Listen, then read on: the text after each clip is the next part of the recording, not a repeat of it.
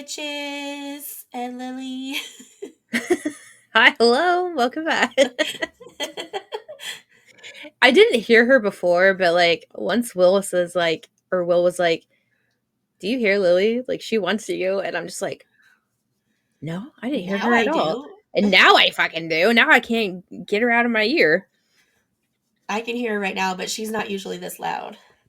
No, she's normally like, "All right, whatever. This is fine." It's probably because Will is on the couch with the dogs, and she's just like, "My Mm, domain has been impeached. she's like, I Need to need go." attention. Oh my gosh. Okay. So it's a folklore kind of day. And Lily has a lot to say about it. Okay. I did a DNA test on her, and it turns out she's like 25% Maine Coon. And Yeah. apparently they're very vocal, and I'm like, well, Well, that's that great also makes because sense because she's really big for a female cat. So that makes sense. yeah, she's like, Will's like, she's so fat. I was like, she's 8 pounds, or like she's like 10, well, technically she's like 10, 11, and my doctor is always like, she's only like 1 pound overweight, but that's fine. And I was like, Yeah. but she's She's listed big as a for a domestic cat. short hair. Yeah. Listen, her sister. Listen. Okay, so Lily is a dainty little baby. She was the runt of the litter. She's a dainty little baby. She sits perfectly on my shoulder, like cup like a little baby. Literally like a newborn size. Her sister and her brother, first of all, are fucking enormous. They're huge. They are like a toddler size. Like a 2-year old like length. They're huge. I'll be sitting there like holding a fucking sack of potatoes and it's just a cat. And then Yeah. I get this They're little dainty weird. little teacup. Both of our cats But are big for cats. They're both 13 pounds. damn. Big old Well, and I boys. found out too the what is it? Um the size for a female Maine Coon, maybe not like 100%, but like just like generality kind of thing, is 8 to 12 pounds. And I was like, see, she's normal size, dear. She's not fat. Now I get to tell all of the new people that she's a Maine Coon mix, and they're gonna look at her. I'll be like, her DNA, she's Yeah. 25%, and that's the majority. But she's made up of big cats. She's got one Yeah. small cat in the entirety of her like 80% gene panel. She's got Norwegian forest cat. She's got Maine Coon. She's got something else that's a big cat. So literally, this whole thing in her ear that's 80%.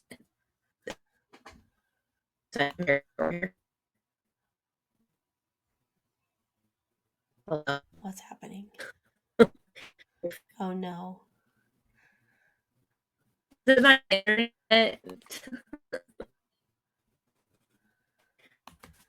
You're like breaking up really bad and I can barely understand you. I just heard you say internet, but that's all I heard. Well, And you're frozen like this.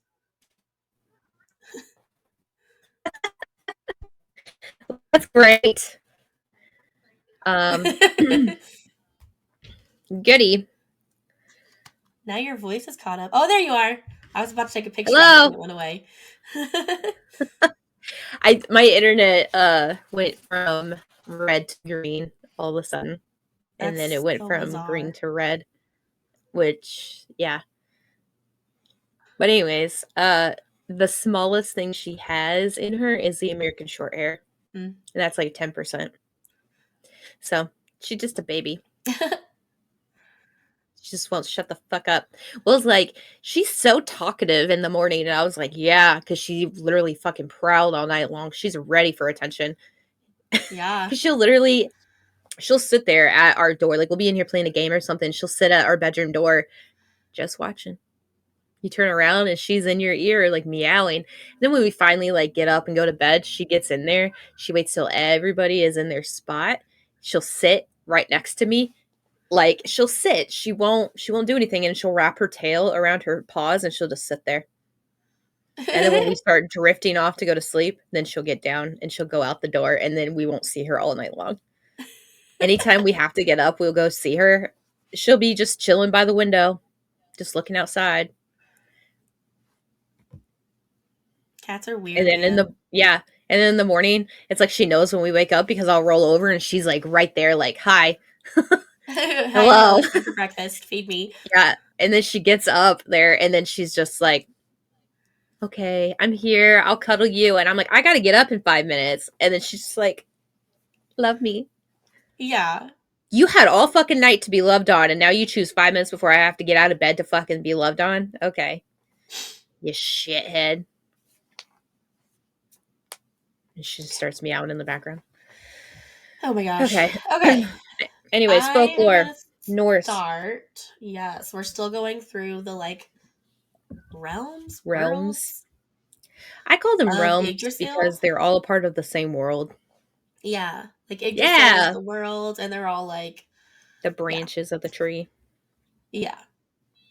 So the first one that we're going to talk about today has two different names depending on where you look, but one of those names has a lot more basis or a lot more like occurrences in like the old poems and mythology, and that is Nidvalir, which translates roughly from Old Norse to dark fields. There was one poet, and I did not write down his name because I wasn't going to be able to pronounce it anyway, who wrote of this land and called it Svartalfheim, which translates roughly to homeland of the Black Elves. I'm Um, so glad you said that without like skipping a beat. You know how many why? times I have heard that and I'm like, Svartalfheim, Svartalf, and you're just like, Svartalfheim. And I'm like, okay. Like, damn. Get it. Well, to be fair, I was talking about this last night with Brittany So because you had some practice. yeah, I was really confused about why there were two different names, and like so I went down a rabbit hole about that and figured that out. Um and most of the people, like most of the serious historians or like Norse people who are talking about their history are like Svartalfheim is like no, that's dumb. That's not the real name. He just decided to make that up like 1,000 years later. So we're gonna call it Nidvalir unless I'm talking about that poem specifically. Um, so and also he called it the Black Elves, but they're actually dwarves. They are darker skinned and like swarthy, but like they're not elves. The dark So elves are actually in they're Alfheim. dwarves. Yeah. So the dwarves are, and like in most mythology or fantasy books, they're like master smiths, they're craftsmen, they make weapons, they make all kinds of things in Norse mythology, but and they live underground. Dwarves. So Nidvalir is like described as like a labyrinth underground. Um which makes me think of like if you've read Lord of the Rings or watched Lord of the Rings, like the Yeah. mountain, like yeah. Like when Um they're when you see all the like ogres and orcs and all of yeah. that making like that's what I was thinking whenever I was like Yeah. they live in like a mountain esque Yeah. labyrinth kind of thing. And it's crazy. It's got like multiple entrances. And is it Lord of the Rings or the I mean I know that's the same world, but or is it the Hobbit with the dragon? A hobbit. Yeah. So I that think they mountain had like too a is like dragon, not like main character kind of thing, but it was just like there right. in a fight. But the hobbit is when the actual They're like actor. going to like take the mountain back from the dragon or whatever. Yeah. Mhm. Benedict Um Cumberbatch. yes. I can't with his name and all the crazy names that people call him. Cucumber. Yeah, what was it? Something something cucumber snatch. And I was like, that's fabulous. Oh, oh, hello. Okay. All right. Okay.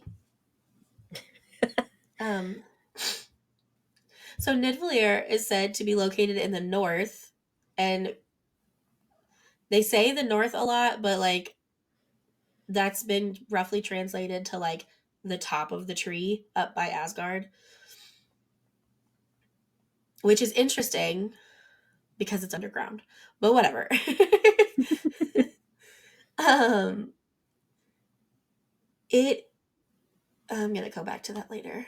So there's gonna be some like stories about things that happened with the dwarves and in Nidvalir that I'm gonna kind of talk about, and some of the things that the dwarves have made.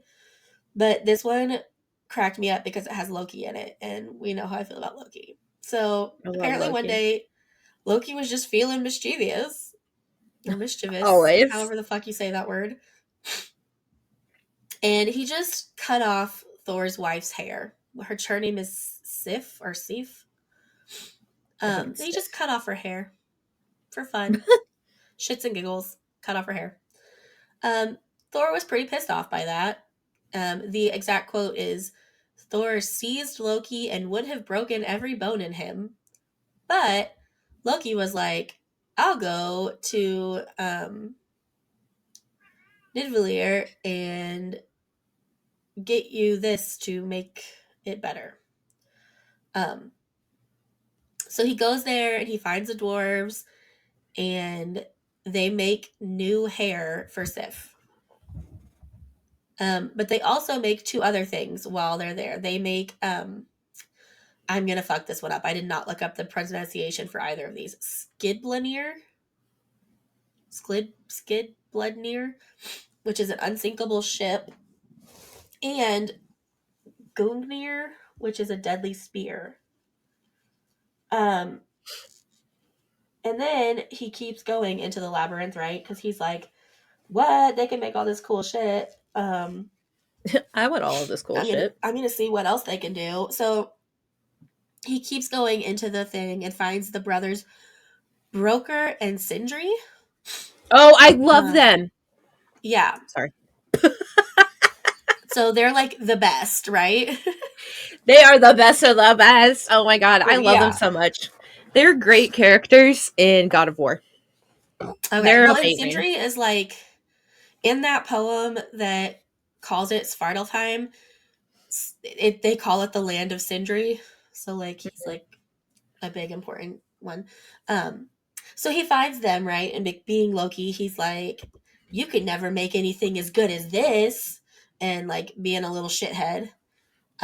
And because they're men and they have pride, they are like, "Bet we can," and they make, I'm gonna fuck this one all up, Golenbursty, which is a golden haired boar that not only glows in the dark, but it also can run through air and water, and it runs faster than horses.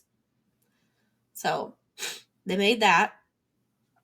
And then Dropnir,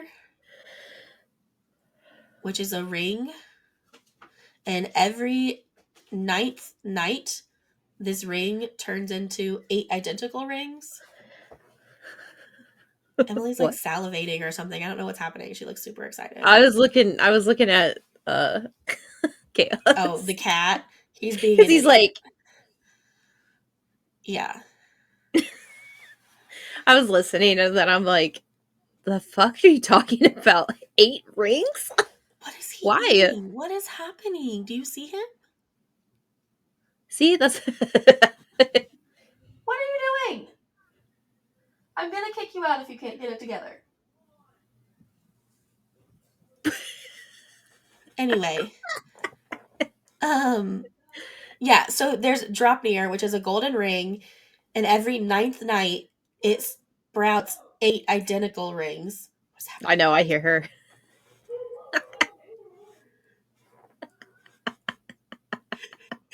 I think that the dog is currently messing with the other cat, and that's why she's yelling.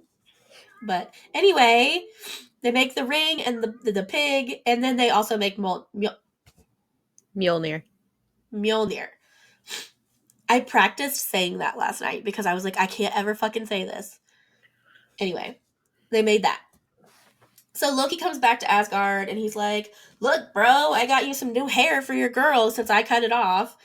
And Broker like comes with him and gives Mjolnir to Thor. So that's that story. In God of War, Sindri and him is they're your God damn it! I keep hearing Lily, and I just get distracted. These animals are um, wild. they they are your like smiths, so you go there to upgrade your gear or upgrade your like get Okay. better weapons for like further into the game. So Well, like and isn't Sindri the one in um the movie? Is it Avengers? When Thor maybe goes to Nidvalir to get, because the hammer was broken, Mjolnir was broken, so he goes to get like the bigger axe thing. I think it's Sindri. yeah, he's in there because well, is he? He was a dwarf king of the realm of Nidvalir. So yes, I'm pretty sure it was him. I Um, was it. Is it played by what's his face? I think so. Yeah, There's no good yeah. way to. I can see it kind of. Um, Yeah, his name's but like yeah, Eitri. so that's a thing. Um, they also said that the according to like some of the poems and the way that the locations are described, Nidvalir seems to be close to Helheim, like, which kind of makes sense because are you ready for this very short origin story of the dwarves? Yeah. Very short, very disgusting origin story. Oh my god. Um, so when the world was created and the gods used Ymir's body to like create the world, Oh, I yeah. the dwarves started out as maggots in that body and then became what they are now. So gross. Mm, Anywho, um, gotta love a mirror. and yep, there's that. But the dwarves are not enemies of the gods like the Jotnar are. Um, the gods like the dwarves, so Yeah, it gives them uh, weapons. Of course they do. right? What? Okay, and then there was another story or a poem or like myth or whatever you want to call it called Alvis Mal. I don't know. The emphasis or like the little asterisk or accent is on the mal. But anyway, there's a dwarf named Alvis who shows up to Thor's house to collect Thor's daughter Thrud to be his wife Rude. because she was promised to him. Thrud. She was promised to him. Um, but Thor's like, "Oh, look at you! You're all blue and pale. If you slept with the dead, blah blah blah blah blah blah blah." And Thor's like messing with Alvis and tricks him to where he's outside for so long that the sun rises. And apparently, when that happens, dwarves turn to stone. Who knew? Um, but that was only mentioned in like one or two stories. So, and then in other stories, they're said to be able to shapeshift.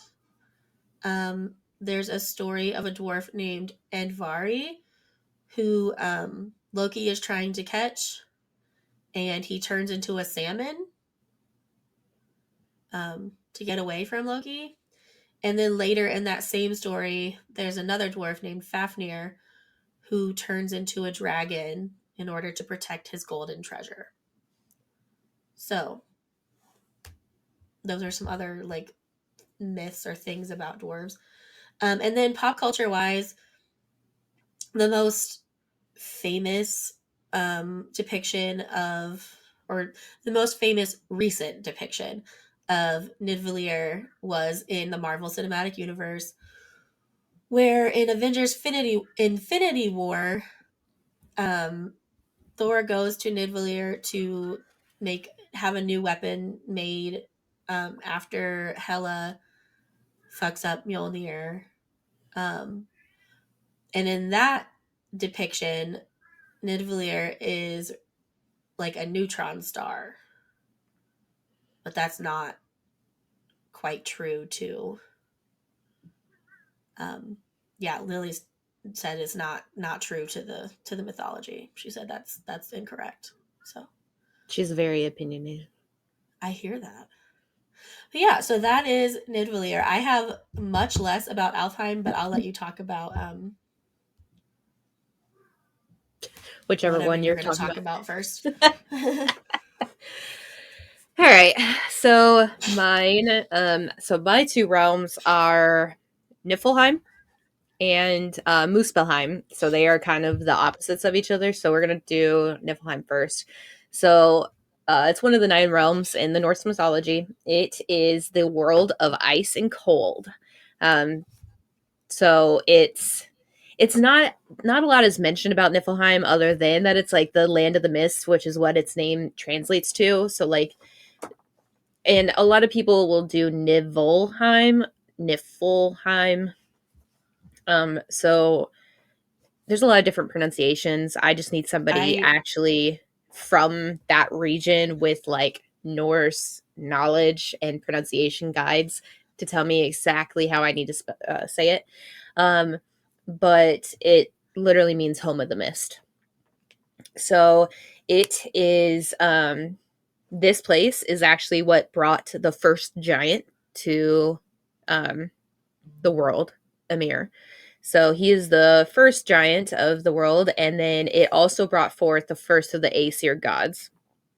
The Aesir gods is basically Asgard, the gods, the people from the realm of Asgard. But Buri is the first of them. Within time, it. There's not a lot saying this is yes or no kind of thing. Because unfortunately a lot of it has been wiped away. But a lot of people believe that Niflheim is actually within Helheim, and that the goddess of Helheim rules also rules over Niflheim. So Hel um, possibly rules over both. Um, But here's a creation myth for you. So, at the beginning of the time, in Norse thought, the glacial world of Niflheim stood at one end of the empty vacuum known as Gunnungap. I went into that so confident. um, Gunnungap. The sounds yawning legit. void. As years and eons have passed, the ices of Niflheim and the flames of Muspelheim encroached on the yawning void, meeting somewhere in the middle. When the heat of one melted the frosts of the other, the vapors coalesced into Ymir, the first giant. So he is made up of mist. The thawing ice had also revealed Adulma, Aldumla, which is a sacred cow. This cow is known to have nursed Ymir, and she fed on the salty blocks of ice, and that's how they survived. After some time, the cow's insatiable licking had actually uncovered Buri, the first of the Aesir deities, and also the grandfather of Odin. So, in the 13th century, uh, Icelandic scholar Snorri Sturluson recounted the role in the creation myth. So she essentially licked the ice blocks,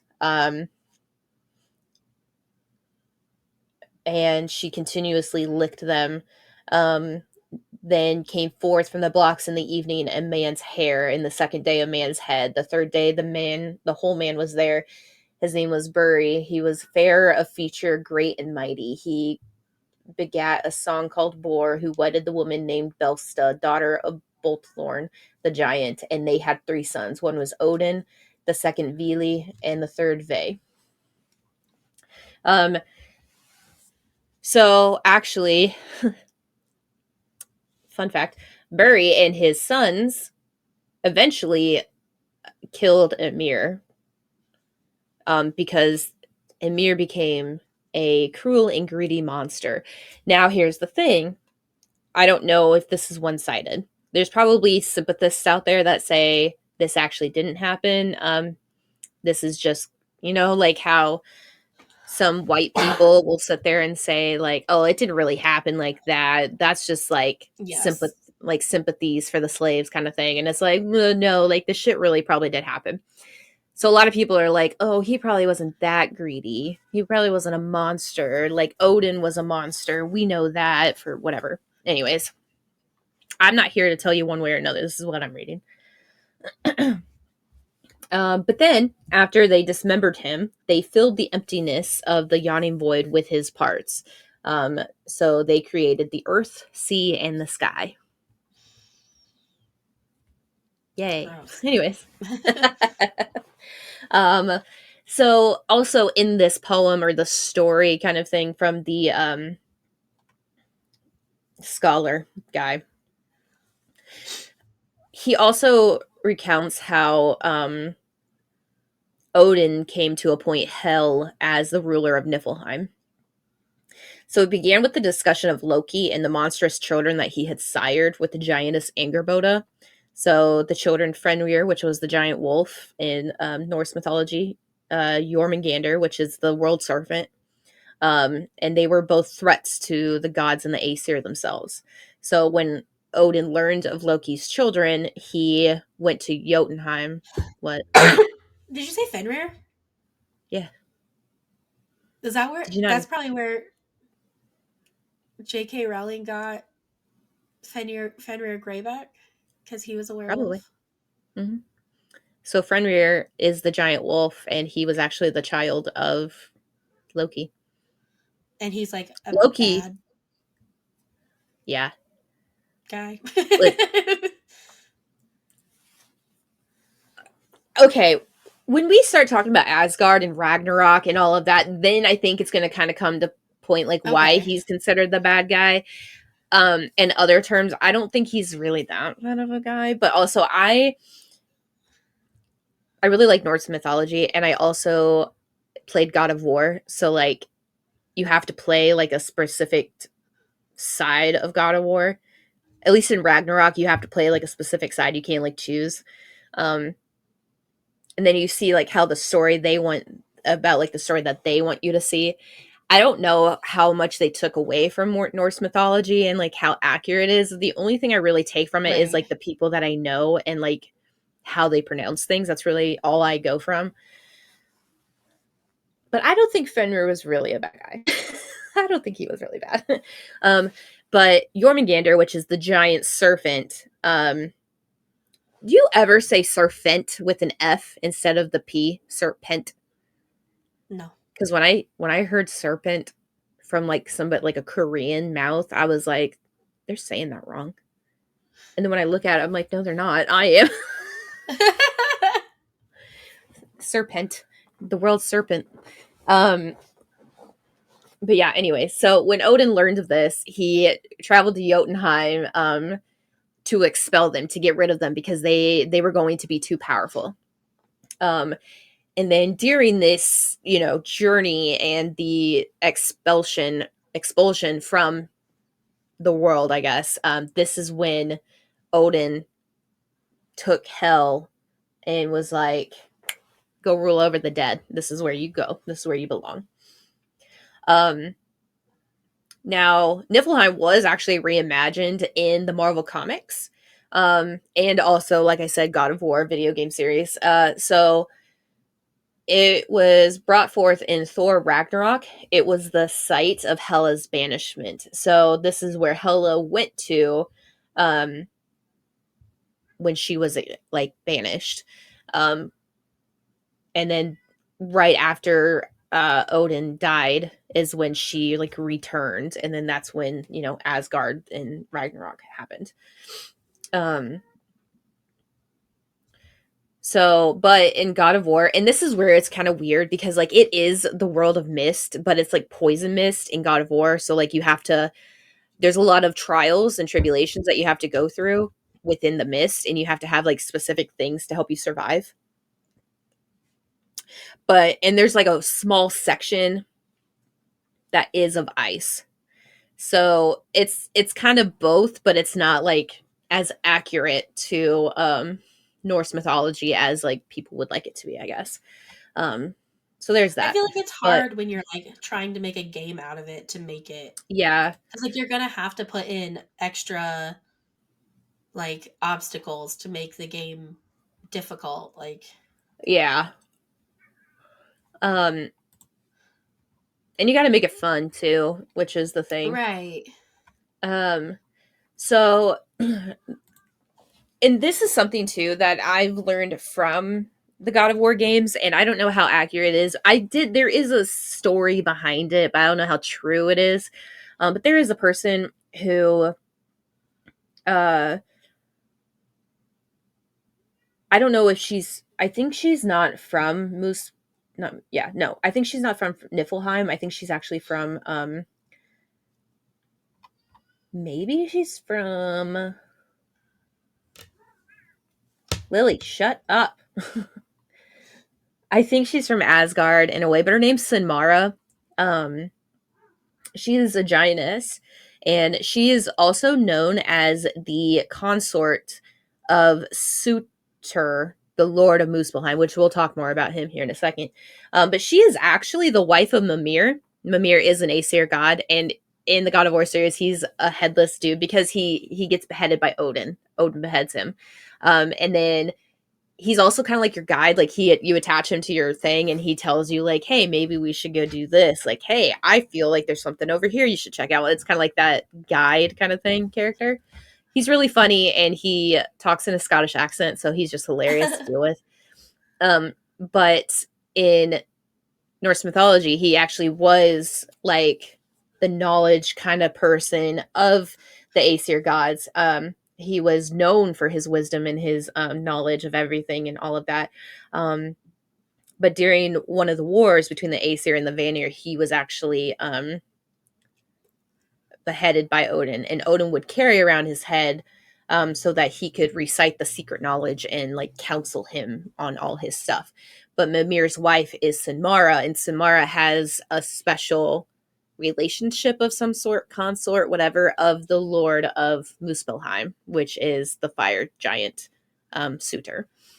Uh, so that's a nice little tidbit before we get into Muspelheim, because once I talk about Muspelheim, then I'll talk about like another story that kind of leads on into further realms and the further history of Norse mythology. So, but yeah, that's Muspelheim or Niflheim. Okay. So the next one that I'm going to talk about is Alfheim, which literally translate. Wait, where'd it go? Maybe I didn't copy it because it was so obvious.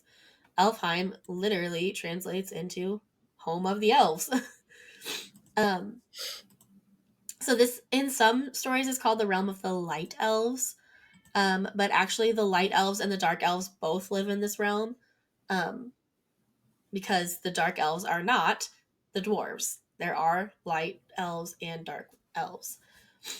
Um, Elfheim is in the heavens. It's high in the top of the branches of the world tree up by Asgard and Vanaheim, way up there.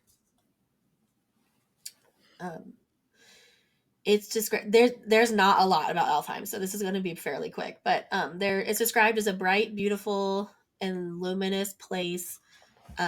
Beings inspire the arts, music, and creativity. Um, the elves, and so like it's funny because it's described as like this beautiful, wonderful place. Um, and these are like beautiful creatures who everybody wants to love. But they actually were most, like 9 times out of 10, the ones who were causing human illnesses.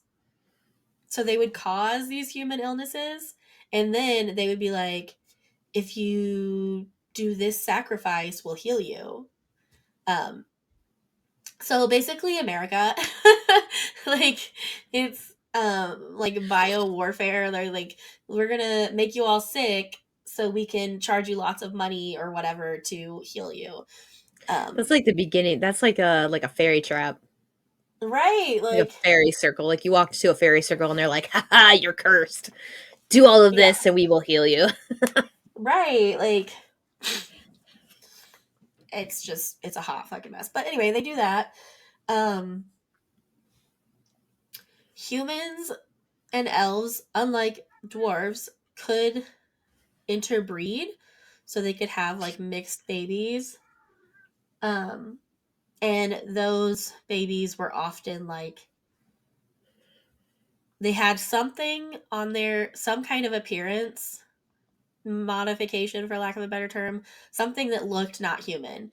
Um, and they were typically, they had magic powers, or like they were your psychics and your shamans and your all of that. Alfheim is ruled by Freyr, the god of fertility and prosperity, who we talked about already, I believe. Yeah, Um, because that's Freya's brother. yeah. Um, yeah, and then I go on to, like, my notes also say that Freyr is the son of the sea god Njord and the twin brother of Freya, the best known and most important goddess in Norse mythology. Um, in the realm, so this part was funny, and I literally cackled out loud when I read this. Freyr is the leader or ruler of Alfheim, and he was given Alfheim as a child as a lost tooth gift. So like a tooth fairy gift. Yeah. He lost his tooth. Is that where the tooth fairy comes from? I don't know, maybe. So he lost his tooth and they gave him Alfheim as a gift for losing his first tooth. I love that.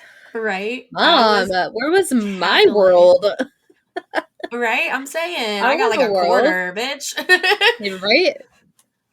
Damn. um You know, as you got older, your money got skimmed out. Like first it was $1, and then it was like 75 cents, and then then you're like, here's a yeah. quarter. And you're like, I lost my Excuse me, last tooth, and all I got was a quarter.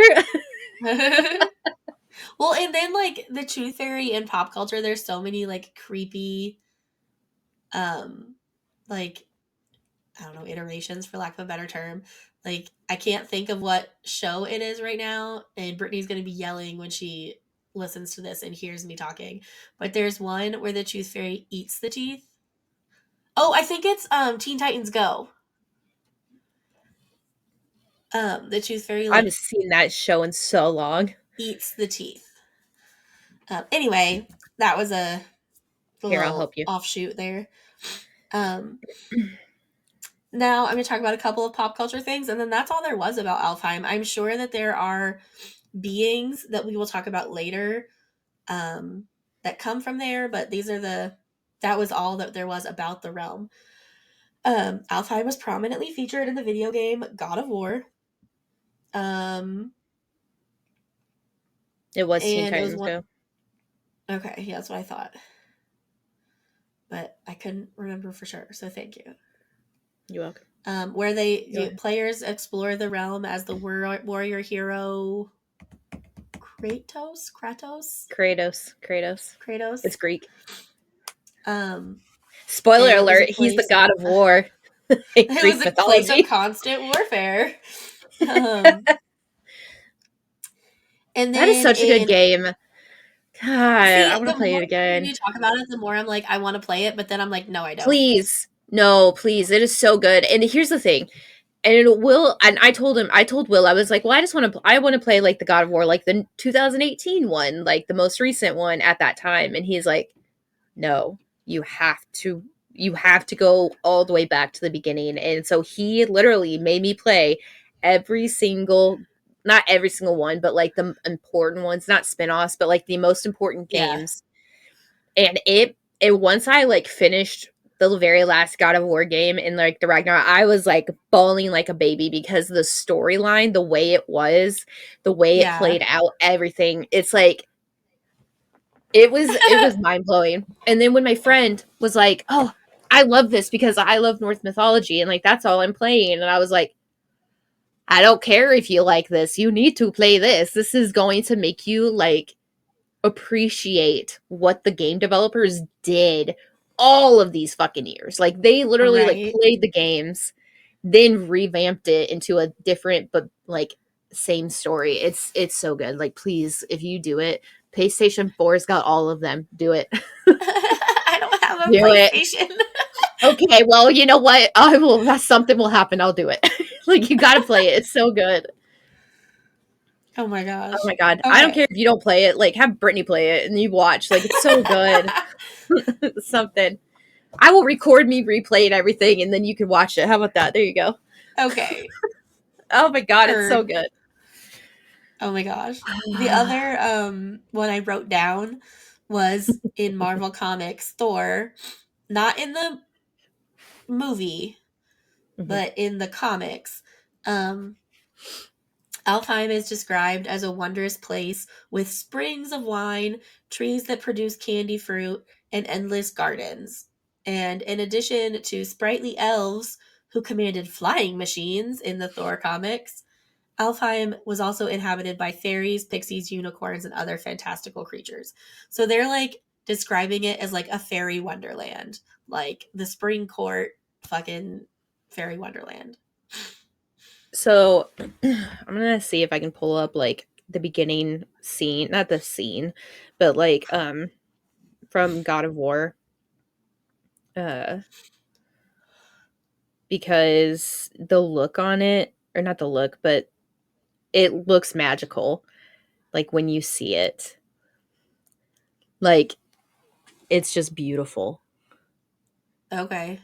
Like That that's all reminds me of water. like the never ending story. Yeah, so like it's all water encompassing everything. Hold on. It's like all water encompassing everything. That made it fucking worse. God damn it. Anyways, it's all water around here. You have to take boats to get to places. And there's just like a huge light beam in the middle of it because they're the light elves. Um, but it's so pretty. I love it. Yeah, It's so that's pretty. Alfheim. Yay. Okay, cool. Um, Muspelheim. So Muspelheim is the world of the elemental fire and heat. The fires of Muspelheim again melted the ice and snow of Niflheim, and it created Emir, Buri, all of that good stuff. Um, and then Muspelheim also plays a very, very big role in the end of the world. So Ragnarok ends because of Muspelheim's flames, because that is what like engulfs all of creation. So Muspelheim literally translates to not literally, roughly translates into the fiery end.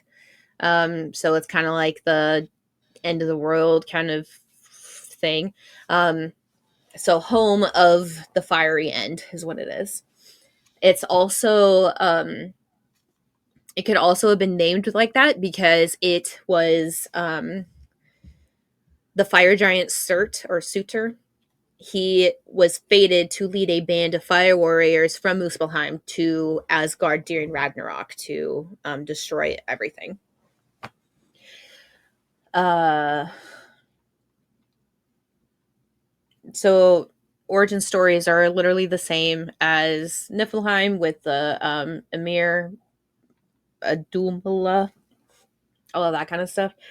Um, so apparently Emir had a lot of cruelty, and his lust for power became very intolerable, which is what led to the progenitor of the Aesir gods and his sons to murder him. But this obviously again created the earth, the seas, the skies, everything. So the most important takeaway from this is Muspelheim started the world, but also took it away. Um, it created, it destroyed. It's kind of like you're like the saying. It's like I created you, I can take you away, like what your mother would say to you when you're in Right. trouble. I brought you into this world. I'll Um, take you out of it. yeah. So this is exactly just like Muspelheim. Um, and then some people are saying that instead of Muspelheim, it's actually Jotunheim that they like took things out of because of like how Jotun and Aesir were like always at odds with each other.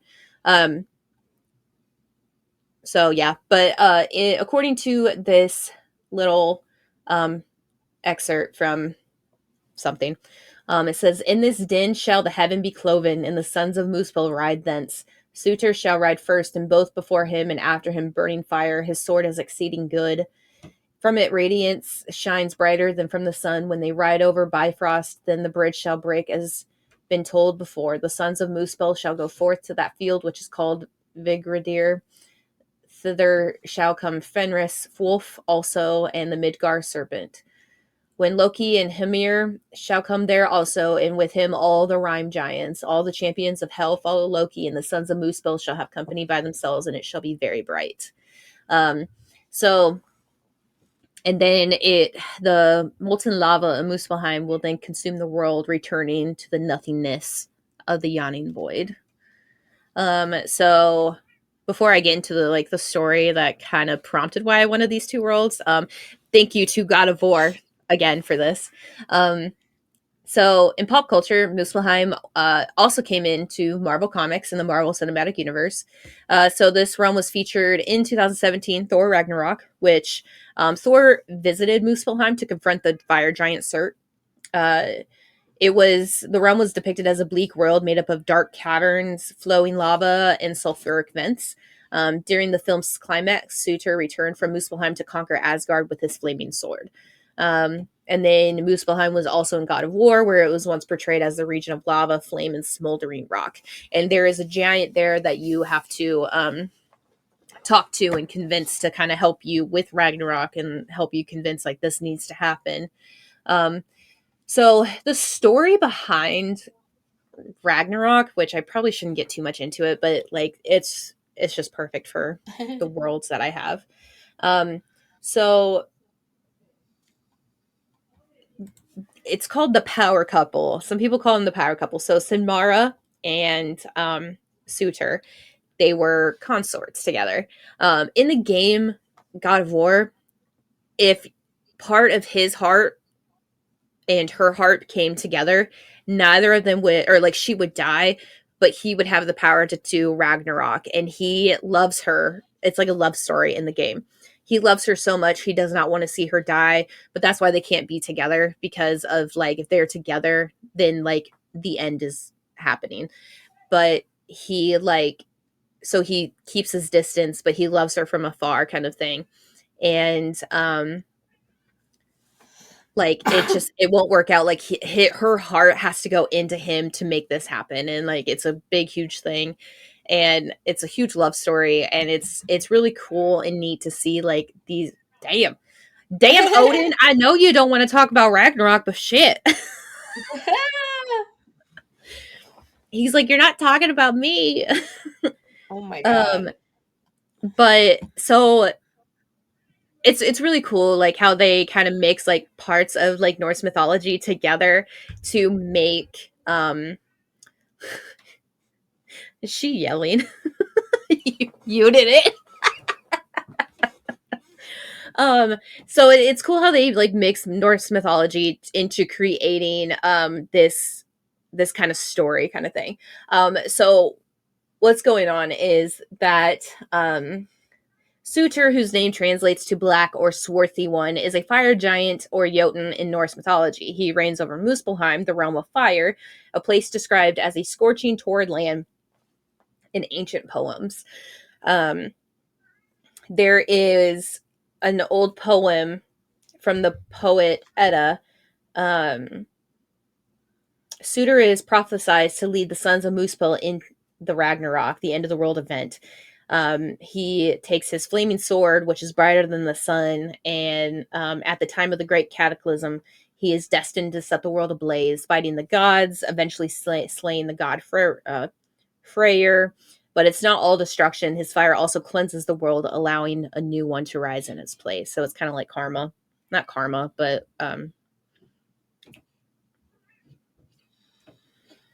uh sorry, my brain is Reincarnation. buffering. Yes, thank you. My brain was buffering and I couldn't think of the word. Um so then, okay. So with Sinmara, it's again, it's shrouded in mystery, which is probably why it was such a huge thing in God of War, because they could make their own thing up. But she is important when it comes to the end of the world kind of thing. Within the web of the Norse narratives, the pairing of them stands out as very unique. So their roles in the destructive event of Ragnarok, not only for that, but like their entwining of their identities, embodying the primal forces of destruction and fear.